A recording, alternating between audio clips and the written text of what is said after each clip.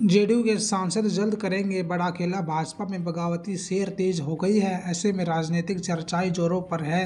वहीं मोदी साहब को बड़ा झटका लगता हुआ नजर आ रहा है। लोकसभा समाप्त होते ही एक बार फिर से बिहार विधानसभा चुनाव की चर्चाएं तेज हो रही है। इसको लेकर प्रयास लगाए जाने लगे हैं कि ऐसे में बिहार का चुनाव 2025 में होना है, लेकिन मध्यावधि चुनाव की अटकलें लगाई जा रही है। अब सवाल उठता है कि आखिर नीतीश कुमार समय से पहले चुनाव क्यों चाहते हैं? मध्यावधि चुनाव के लिए बीजेपी क्यों तैयार नहीं है? अगर चुनाव होता है तो किसे इसका फायदा होगा और नुकसान उठाना पड़ सकता है?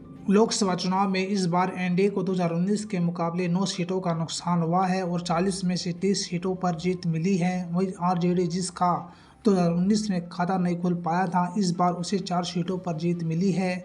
महागठबंधन को 9 सीटों पर जीत मिली है और एक उम्मीदवार निर्दलीय भी जीत चुका है, जो कांग्रेस को समर्थन दे चुका है। उसके हिसाब से देखें तो 10 सीट महागठबंधन खेमे के पास है। वोट प्रतिशत के हिसाब से आरजेडी लोकसभा चुनाव में सबसे बड़ी पार्टी रही है।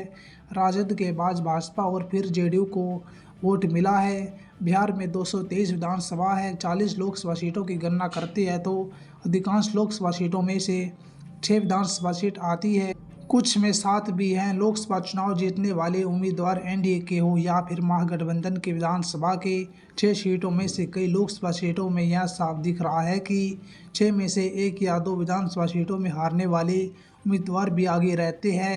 एनडीए की तरफ से दावा हो रहा है कि 30 लोकसभा सीटों के हिसाब से 180 विधानसभा सीट उनके पक्ष में है, लेकिन जब प्रत्येक लोकसभा सीट में 1 या 2 विधानसभा सीट निकाल देंगे तो यह संख्या घटकर 130 से 135 विधानसभा सीट के आसपास पहुंचता है। दूसरी तरफ महागठबंधन के 10 लोकसभा सीट की बात करती है तो निर्दलीय के साथ तो उसमें से 60 से अधिक विधानसभा सीट आती है।